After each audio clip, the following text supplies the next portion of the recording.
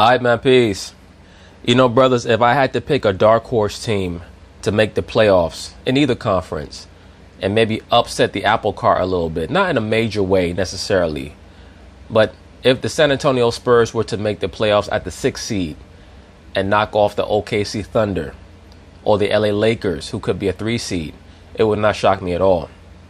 They really have all the ingredients to be a team that could upset the apple cart. They have a great coach in Gregg Popovich, and they have a player who's highly motivated and very talented in Demar DeRozan. And it's very clear to me, just by paying attention to their interviews, that they're both very focused and out for blood this year, because they both have a lot to prove coming off of very disappointing ends to their previous season. So, of course, they're going to talk about it, and I'm going to chime in. Obviously, one of the biggest stories of the offseason was the swap that the Spurs made with the Toronto Raptors. The Kawhi Leonard saga came to a close when he was shipped north of the border and brought back Demar DeRozan, a 4-time All-Star over the last 5 seasons. Here he is with our Jared Greenberg in San Antonio. Let me say this about Demar DeRozan. He's not the best player to ever play for the Raptors. That would be Vince Carter. But he's the most accomplished player to ever play with the Raptors. There's no doubt about that. And really, it's not even close. One can even make the claim that he's shown more heart during his tenure with the Toronto Raptors than Vince Carter showed while he was with the Raptors. Because once again, if I was a Raptors fan, I would never forgive Vince Carter for going to pick up that piece of paper at the graduation ceremony as opposed to being locked in for Game 7 with his team. He already has a career at that point. So, yes, it's a nice achievement that he was able to graduate. But one can tell if you pay close attention that Vince Carter's a mama's boy, and his mother made him do that to show the Toronto Raptors front office that she's the one in charge of Vince Carter. And no matter how much fame he's able to achieve and acclaim that he's able to accrue, she's the person who's always going to be the galvanizing force behind him. And I think that has cost him in the long run. Now we're almost 20 years later, and Vince Carter's black ass is still in the NBA. What happened to that piece of paper that you took off Game 7 for, or at least you did not show your fullest effort to be present with your teammates for Game 7 for, to prep properly for Game 7 for? Almost 20 years ago, you decided you were going to go to a bullshit ceremony as opposed to preparing properly for Game 7 in Philadelphia against Allen Iverson, and you guys lost the game by 1 shot. Where who knows, had you been fully locked in, you guys may have won. And now we're going into 2019. You haven't retired. You haven't decided to embark on a career in what you got your degree in. You're still in the NBA. Ain't that a bitch? Man, we're just getting back to the point. DeMar DeRozan is the most accomplished player in Raptors history. He's a very focused player. And I think that he's the perfect player for Popovich, because he's someone who's had a history with mental illness by his own admission. As I've stated in previous videos, Gregg Popovich has a background associated with psychological manipulation, i.e. a CIA background. It is what it is. So I think that they're going to fit very well together. My prediction is that the Spurs are going to win somewhere around 48 to 50 games, probably finish somewhere around the 6th seed, maybe 7th seed, and they're going to scare somebody in the first round. It would not shock me at all. And if they get high enough, it wouldn't shock me if they knocked out a team in the first round, and OKC or the Lakers. Tony, is it weird? Black and silver? No, I think it's growing on me. Definitely growing on me. Every day. It's growing on you. In other words, you still have that soul tie with Toronto. Look, brother, I don't blame you. For 9 years or so, you were with the Toronto Raptors. You basically grew up there in a very cosmopolitan, multi-ethnic city. Now you're in San Antonio.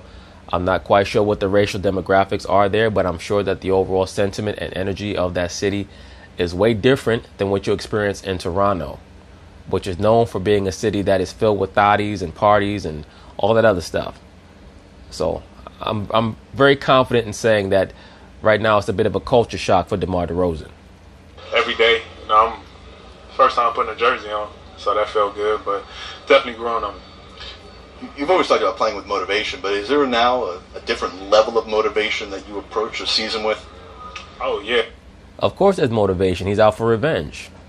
He's out to prove how great a player he is. And the greater the player, the more motivation you have.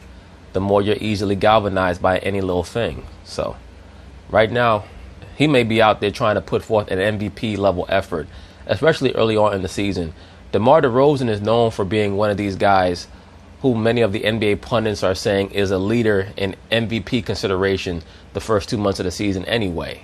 He's renowned for that. He normally peters out later on in the season, right before the All-Star break. But the first 2 months of the season, he's one of the top 5 players in the NBA normally. Oh, yeah. Probably my highest by far going in my team year. Every year I try to find motivation, whether if it's, countless things. It could be the most smallest miscellaneous thing to the biggest thing. I think this time around is definitely one of them things going in my 10th year of my biggest motivation. And I treated my whole summer workout with that motivation and chip on my shoulder. So, it's making me a little bit more anxious to get out there and play. Is there something that you focus on that drives your motivation now? Yep, revenge. Revenge against the Toronto Raptors and proving that he was good enough. Right now, the only thing ruminating around in his skull is the notion that Toronto feels like Kawhi Leonard is a better player than him, that he gave his all to the organization for 9 years, and they still chose another person over him. And beyond that, a player who is widely considered to be an eccentric, an oddball. So now, when you're a player like a DeMar DeRozan, a person like him who already has issues with mental health and depression, that's going to plunge him even more into that feeling of self-doubt. I guarantee you that Gregg Popovich has had to work with him through some of these issues of self-doubt in the aftermath of that trade. I think that hunger and eagerness to win, at the highest level, especially being in the great Western Conference with great players every single night, just going out there every single night and just playing at the highest level and competing against the best of the best. I think this time around it's going to be a lot of fun. You've been a great voice for people the last year, opening up. But you've also sent out some interesting social media posts, some cryptic stuff, right? Revenge, the dead dish best served cold. What was that directed towards? So Godfather is one of my favorite movies. Okay. Which one? 1 and 2. Okay. They neck and neck.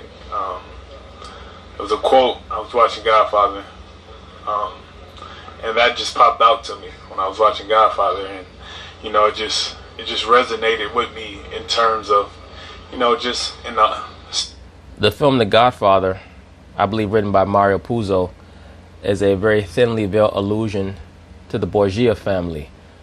And interestingly enough, Mario Puzo, just showing you that he is a Luciferian, he was heavily involved in the script, in the screenwriting for the original Superman starring Christopher Reeve. I'm trying to remember who directed it. I believe it was Richard Donner who directed Superman 1 and part of Superman 2. And of course, Superman is the story of Baal and El. So Superman, or Kal-El, is Baal, and his father, Jor-El, the great scientist, is who? That's Cush.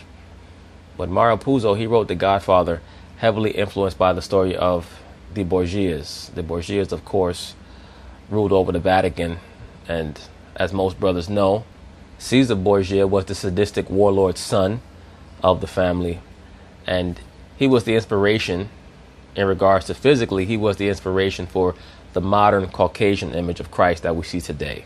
Caesar Borgia was. But once again, the story of The Godfather was heavily influenced by the Borgia crime family that ruled the Vatican. And of course, Mario Puzo is the writer of The Godfather.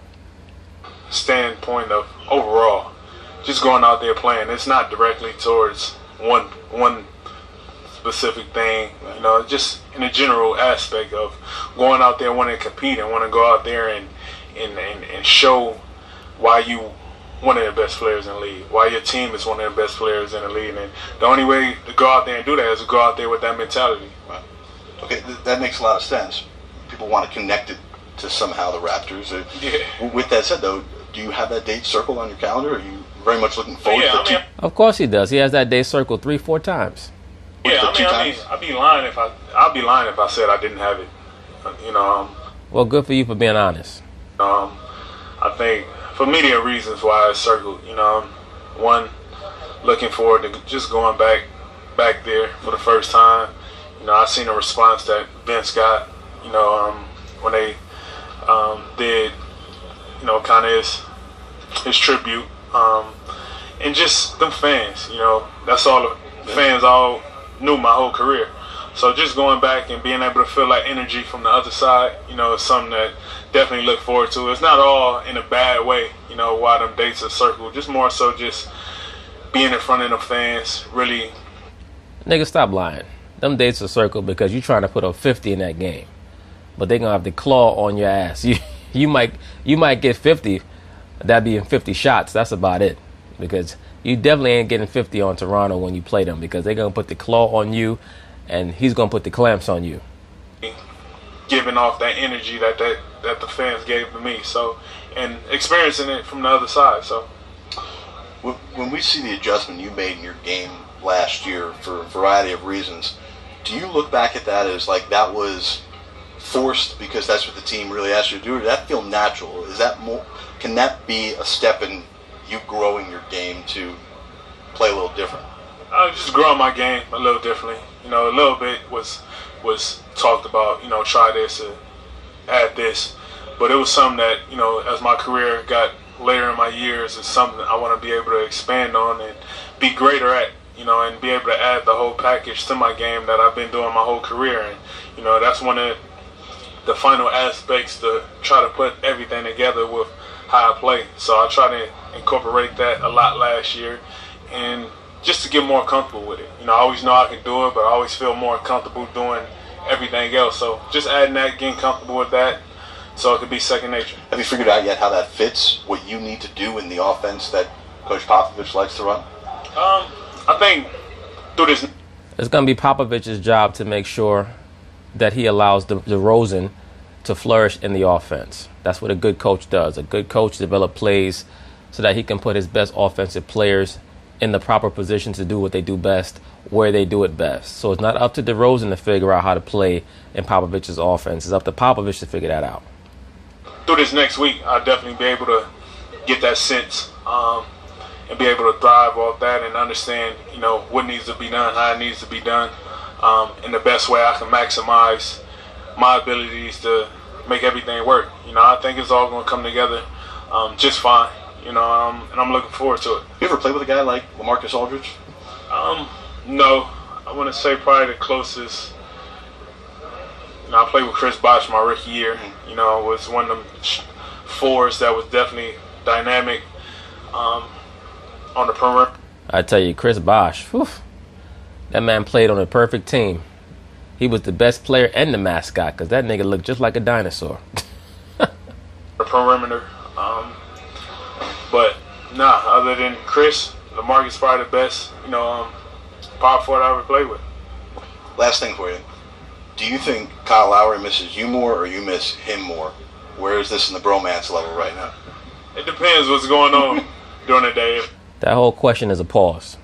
During the day, if it's some entertainment he needs, he definitely miss me, because Pause. His wife is supposed to be his entertainment. If he needed to laugh, or if he having a bad day, he'd definitely come to me for something to want to joke about. Well, Demar, we appreciate you taking some time. Best of luck this year. Stay healthy. Thank you. All right, thanks, Demar. Yeah, good luck to you, brother. Thanks, Demar. Appreciate it, man. Good luck. Hi, Jared. Thank you very much. Kyle Lowry said earlier today he speaks to DeMar just about every day. They're best friends on and off the floor.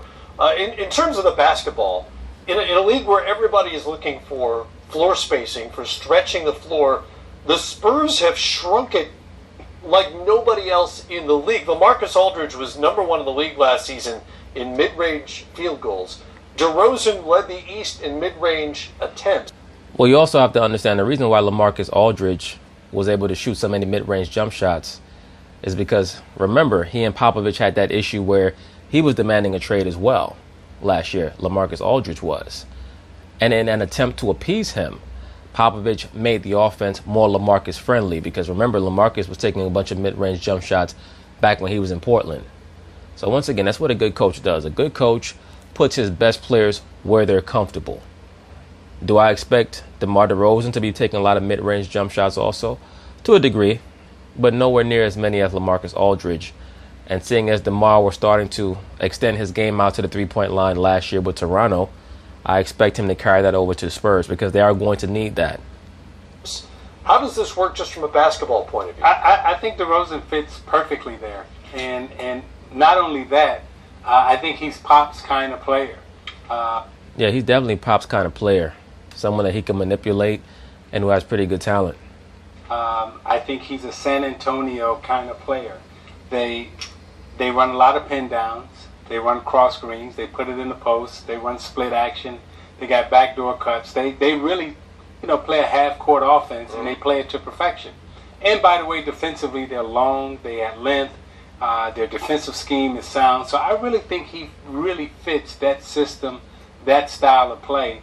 And if I'm not mistaken, last year they won, close to 50 games, right? Absolutely. That's why I say people are sleeping on the Spurs. I've heard people say that the Spurs are not going to make the playoffs. I'd be shocked if the Spurs did not make the playoffs. They won something like 47 games last season with no Kawhi. I think Kawhi played like 9 games the whole year. Now you're adding DeMar DeRozan. The Spurs could win in the low 50s this year. It wouldn't shock me at all if they won 53, 54 games. Right now, conservatively, I'm going to give them about 50 games. But they're going to finish somewhere in the playoffs, no lower than 6 or 7. Games, right? So this is a good basketball team. 47. 47. Yeah. Close to 50. It is. Right? No, you're right. Yeah. So they won. This is a good basketball team that he's joining, and that was without Kawhi Leonard. 9 games. So right. yeah. So now you add a DeRozan, who is an improvement because you didn't have Kawhi. So you're probably going to be a much better team than you were last year. Presumably an improvement over someone who's not playing. Yes. Right? Yes. Yeah. An all-star who is on the floor is better than the all-star who's not only not on the bench but somewhere else altogether. Absolutely, and I think that that's one thing that people are missing out on. It's not like they're replacing Kawhi Leonard with DeMar DeRozan. They're really replacing nobody with DeMar DeRozan because Kawhi never played. Altogether.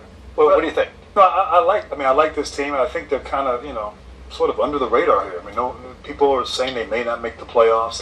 I think they're in the playoffs. I agree. You have Gregg Popovich, that culture, 2 all-stars, DeRozan, and Aldridge. I think they can coexist. They shoot mid. Now, DeJounte Murray recently went down, so that's going to hurt them big time. They shoot mid-range, but it's kind of how. I wonder if they would consider trying to trade for Tony Parker to get him back. Kind of how they shoot their mid-range. Aldridge, a lot of them are out of the post. Of course, DeRozan a lot off the dribble. He's improved as a three-point shooter as well. I'm curious about Murray, DeJounte Murray. I mean, I thought he had a really good year last year, rebounding the basketball defensively. I think if he can continue to improve, I like this team, and I like this addition, and I think DeRozan will continue his stellar play on the offensive end. He hasn't been historically great in the playoffs. His production's dropped a little bit in the postseason from the regular season. Because he's not really an alpha. And when the pressure starts to ratchet up in the playoffs, as it does from round to round, and then you're facing LeBron James, a player who many of these players grew up idolizing, of course is going to cause many of them to fold up, unfortunately. And if you're DeMar DeRozan, you're probably thinking to yourself, well, with LeBron going to the Lakers, why would they trade me now that we have a chance to possibly break through and get to the finals? But if you're Masai Ujiri, it's like, why would I keep you? Even if you guys were to get to the finals, you're going to get smoked by whoever's there because whoever's there most likely beat LeBron to get there. So either we're trying to win a championship or we're not. So that's where I agree with Masai Ujiri in deciding to make that move. If you have the opportunity to get Kawhi Leonard and all you have to do is move DeMar DeRozan to somebody else, you make that move. Because Kawhi Leonard, fully healthy, is one of the top 3 players in the NBA. Season, but I like him in San Antonio, and Pop will find ways to move him around and take it. Well, top 5 players in the NBA. And take advantage of his skill set. And they'll need him to be a scorer. They could have the steal of the draft. When I look at the draft pick, Lonnie Walker from Miami. Yeah, his athleticism, his under. Yeah, I saw him in the summer league a little bit. That dude is explosive. His understanding of the game, his intellect. I mean, that he is a guy who's flying under the radar. But don't be surprised if a guy like him is in a running for Rookie of the Year, because he's that talented. Interesting. And they need what he does so badly. He's a live wire offensively, and they're going to need that. I think the thing that was the most pronounced about their team last year, January 30th, they're 34-19. They're third in the Western Conference. Yeah. And then they go 13-16 the rest of the way, and almost all of that erosion was on the defensive side of the ball. Well, at that time, that's when all of the Kawhi thing is starting to spiral out of control, and there's all this innuendo. And right, that's around the time you mean when they started to mismanage the Kawhi Leonard situation. When they decided that they were going to utilize Machiavellian tactics to try to put pressure on Kawhi, and it blew up in their damn face. And who said this and who said that, and they lost trust and faith in what they were doing. So I think just getting a fresh start, bringing a player like DeMar into the mix, and again, just as Danny Green's significant for Toronto, Jakob Poeltl is not a throwaway piece for San Antonio. No, not at all. Not at all. He will be really meaningful for them because he can run a lot of the offense that Pop likes to run as well. I think. And we all know Pop likes a lot of those European players because they're more apt to listen to him. I think you'll see this team go back to playing more like they did in the 13-14 finals when Bud was running the offense and it was bodies and ball. You're going to see a lot more movement in their offense, and they'll take advantage of more of DeRozan's ability to slash and maybe put him in less positions of needing to jack a three at the end of a shot clock. Now, again, that Toronto team was fantastic, and offensively they were really good, but they were actually thrilled that they were able to get DeMar just to take the three he was supposed to take. Right. Don't even worry about making it. Right. Just take And that he didn't one. shoot it at a high percentage. He just took more. So now you've put DeMar with the best shooting coach in the NBA, Chip England. It's going to be fascinating to see how this goes. And they're Well, we'll see what happens. I mean, exactly how much more are you going to be able to teach a player like a DeMar DeRozan, who, if he's not 30, he's pushing 30. How much better of a shooter are they going to make him? I mean, we'll see. This dude here says that the San Antonio Spurs have the best shooting coach in the NBA. We're about to find out. And they're going to need him to score, obviously. They were not a particularly efficient offensive team last season. It'll be really interesting to see what happens. Let's hear Gregg Popovich's thoughts on his 18-19 team. What's Brent? His thoughts on his 18-19 team. What's Brent Berry's role? I don't know what the vice president of basketball operations does personally. What is his role? Lunch. You go. They just asked Gregg Popovich, what is Brent Barry's role going to be? And Gregg Popovich said he's going to be the one who handles lunch. And even though it sounds like he's joking, he's probably not. Because Brent Barry is going to be the new guy on the staff who'll basically be running the errands. He goes to lunch. He brings me coffee. Brent, he's going to be a liaison in a lot of ways between the G League, the front offices, of the ATT Center and here, making sure that everything is copacetic. Right, he'll be the errand boy, and he'll also be getting you lunch and coffee like you were acting like you were joking about. But he'll also be the errand boy for that female coach on your staff that you're trying to groom to replace you. What we'll value even more than that is his incisive nature to the game. He's really intelligent, as we all know, but he really understands people, and I think he's going to be a great judge of talent.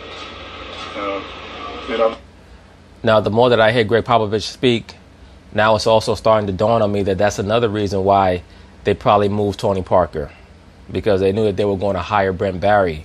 And for those of you who don't know, Tony Parker had an issue with Brent Barry's wife, which led to Brent Barry divorcing his wife. And I'm going to, depend on him for that, as will RC. He's got a great sense of humor, so it'll be fun having him around. And, with all that, he's going to become a very valuable part of what we do. Good to see Monty get back on the sidelines. Oh, yeah. Brett was looking for another assistant, and Monty was the obvious choice, and he was pretty hungry. He's in all our coaches' meetings all year long, and he just wanted to get back in the saddle for sure. So it's a great fit for him to be in Philly with Brett. At this coaches' retreat, did Manu come up with the idea that's going to save the whole franchise and turn everything around? I think so. He wanted to know, I think, no less than 14 things that I do, and you want to know why I did them. But he thought they were baloney the whole time. He was too respectful to say anything. So now he's just... So the whole thing is going to change. So, no, he was a great addition because he was smart enough to listen in the beginning. You know, it's like a new job in a way. You listen and you figure out the lay of the land, and he did that. And then as it went along, and we got to dinner on the first day, he started to open up. And by the second, third, fourth day, he was right in the middle of arguing about everything. So it was great to have him because his insights are so good. Send Boris a bottle of wine when he's retired? Yeah, Boris, I'm expecting him to come back when he runs out of money paying for that. when he can't pay for that boat anymore, he's going to want to come back. I'm just happy he could retire so he can finally relax. Exactly. Yeah. He's been relaxed for a long time. Okay, take care. Welcome back. Good to see you all. So anyway, that's basically it on the San Antonio Spurs. I think that they are a dark horse. They're a team to watch. We all know that they're going to be very well coached. And their alpha, quote unquote, that being DeMar DeRozan, even though we know that their real alpha is Gregg Popovich. He's the real alpha on that team. And he's going to try to project his energy through DeMar DeRozan and try to make sure that he can steer all that impetus that he has for revenge. He's going to try to steer him in the right direction and hope that they can project the San Antonio Spurs to 50-plus wins. Well, anyway, peace.